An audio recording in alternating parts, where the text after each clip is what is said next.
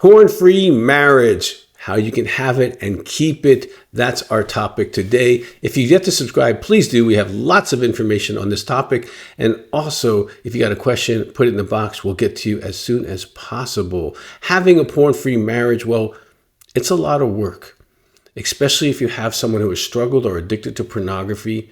They're going to need to do the work to maintain that freedom. So if they're not in a group, if they're not having accountability, if they've done no workbooks, it's going to be hard to have a porn-free marriage, no matter how many times they promise. I would encourage that person to get into a group. We have phone groups available in our office. You can call the number on your screen and you can get help for that. But you want to be porn-free before you can have a porn-free marriage. And there's so much more I can talk about that. But how to protect your marriage, definitely you want to look at all the screens in your life. So let's walk through those. We have a porn blocker on our website for the cell phone and computer. You want to block this stuff. There's also accountability that you can put into that where it will email someone of the same gender what you're doing so that someone knows what you're doing on the screen. You eliminate that whole secret world thing.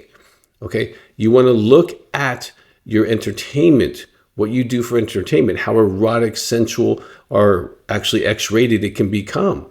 And so you want to protect yourself from those things as well.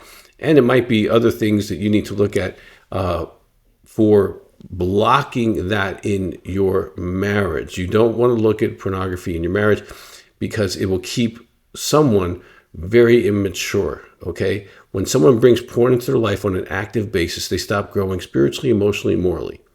Now, for the last 40 years at Heart to Heart Counseling Center, I've been helping men and women get free from pornography, and I see the reverse happen as well. Within the first 12 months, most of that spiritual, emotional, and moral maturity can come online. Now, a real thing you can do, because pornography is everywhere, and they can get some other way of getting access and keeping it a secret. Well, if you want to kill the secret part, especially if pornography has damaged your relationship, the person who's been using it in the past can also say, listen, I don't want a secret world and I'm going to prove it to you. I'm going to take a polygraph test that says, back here is my last time I looked at pornography, okay? Or self-behavior, whatever the measures need to be. And they can do that once every 6 months or a year to just verify that this thing is not coming back into our marriage. And then you can just leave it up to the spouse how often they want that or if they want it on a continual basis. But once you establish a baseline of truth, I'm telling you, pornography is nowhere to go. Because pornography needs two things, secrecy and opportunity. Well, you can't get rid of opportunity in our society. It's with all of the access that has been made to us. You can get it in nanoseconds, okay? But you can destroy secrecy. Then also, I would say, in a porn-free marriage, you want to assess the marriage for the partner. There is such a thing as partner betrayal trauma, the clusters of that, PTSD symptoms, depression symptoms, self-esteem symptoms, and I would highly recommend you both read through partner betrayal trauma or get the video so that you can assess the damage that's there and get counseling for what you need. But you want to get counseling not from a general counselor. You want to get counseling from someone who understands and is certified in partner betrayal trauma.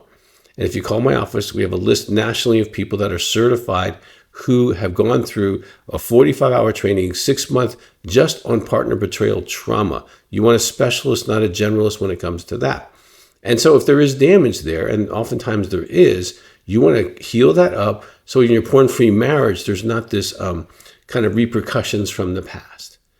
Trust is being reestablished. And then lastly, you want to build a marriage, and that takes different disciplines. You want to have what we call the 3 dailies, 2 feelings a day. All right. This is in the Emotional Fitness book. It's in the Intimacy 100-Day Guide book. And you do 2 feelings a day. I feel blank when. I first remember feeling blank when. Get your emotional intelligence up. Okay. Become emotionally fit. And then for the rest of your life, just share 2 feelings from your day. And then also 2 praises a day. Get really good at praising and saying thank you to each other when you get a praise. And then some kind of spiritual connection, prayer, or some way of connecting spiritually. That's foundational for intimacy outside the bedroom. And for intimacy inside the bedroom, you want to make sure that you're connecting. There's a great book called Upgrade Your Sex Life. It'll change the way you guys participate sexually. And lastly, I would say, go on dates. No matter how old your kids are, you didn't marry each other to be good managers. You marry to be great lovers.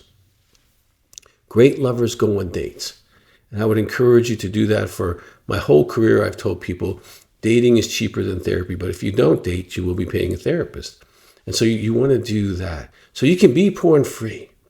You can deal with the damage of the person who was struggling, the damage of the person who was damaged by it, and then you can build an incredible marriage and really move into what you signed up for, that more of that happily ever after. Not that life doesn't give you challenges, but you're really in love and connected.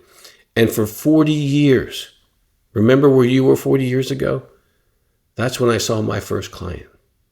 And I've been doing this for 40 years. I've seen thousands of couples have porn-free marriages. So please, if you've not subscribed, I want you to hit that.